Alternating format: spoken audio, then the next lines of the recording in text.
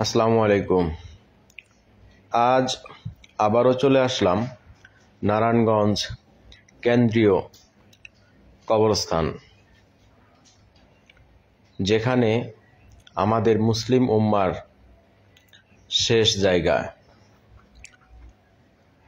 যে ঘরে একবার গেলে মানুষ আর কখনো ফেরত আসে না। জীবনের যত অহংকার আছে শেষ এখানেই। চলুন ভিতরে প্রবেশ করা যাক। আমরা একে একে কবরস্থানের ভিতরের টোটাল ভিউটা তুলে ধরার চেষ্টা করব। আমাদের জীবন এমনভাবে আমরা গঠন করব যাতে আমরা মারা গেলে মানুষ স্মরণ রাখে। এটা হচ্ছে কবরস্থানের ভিতরে মসজিদ, যেখানে মানুষ 5 ওয়াক্ত নামাজ পড়ে এবং জুমার নামাজ আদায় করে।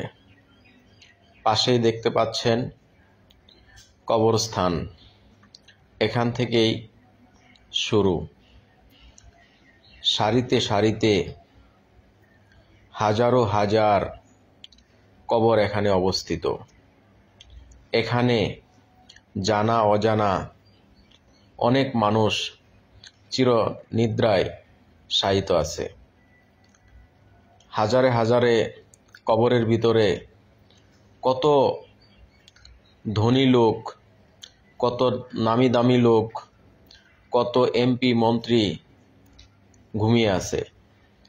এখানে কোনো ধনী গরিব, এমপি মন্ত্রী কিংবা ফকির কারো সাথে কোনো ভেদাভেদ নেই, সবাই সমান। একদিন আমাদের সবাইকে এই কবরস্থানে ঘুমিয়ে যেতে হবে, যেখানে একবার ঘুমিয়ে গেলে আর কখনো ফেরত আসা সম্ভব নয়। আল্লাহ আমাদের প্রত্যেককে যেন তার আমল করেই এই চিরনিদ্রায় শায়িত করে। আমরা সব সময় আল্লাহর দেওয়া নির্দেশগুলি মেনে চলার চেষ্টা করব এবং যেগুলি নিষেধ আছে সেগুলি বর্জন করার চেষ্টা করব। আমরা দেখেন কত অহংকার করি, কত মানুষের টাকা পয়সা আত্মসাৎ করি এই যে দুনিয়ার মোহ পড়ে, কিন্তু সত্যি বলতে এগুলা কোনো ধরনের কোনো দাম নেই।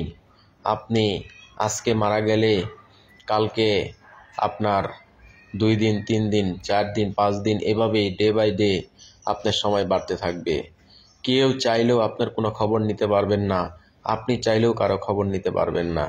অস্থায়ী জিন্দেগিতে আমরা আল্লাহর দেওয়া নির্দেশগুলি মেনে চলার চেষ্টা করব ইনশাআল্লাহ।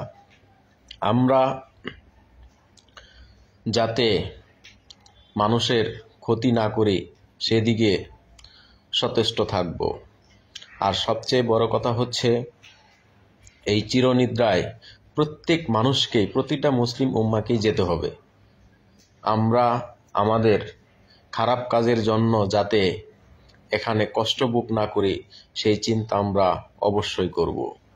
আরেকটি পরামর্শ হচ্ছে, একজন মৃত ব্যক্তি মারা গেলে তার 2টা আমল জারি থাকে, সদকায়ে জারিয়া এবং দোয়া। আমরা যাতে এই 2টা আমল করে যেতে পারি জিন্দেগিতে থাকতে, তাহলে আমাদের মৃত্যুবরণ হলেও আমরা সদকায়ে জারিয়ার যে আমলটা আছে সেটা আমাদের চালু থাকবে, আমরা তা পেতে থাকব।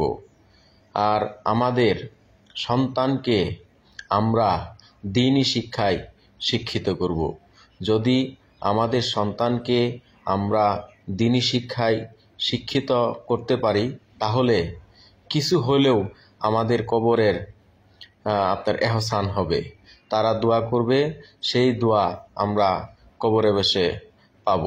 অতএব সুশিক্ষায়, দ্বীনি শিক্ষায় শিক্ষিত করা প্রত্যেকটা পিতামাতার কর্তব্য এবং দায়িত্বের ভিতরে পড়ে।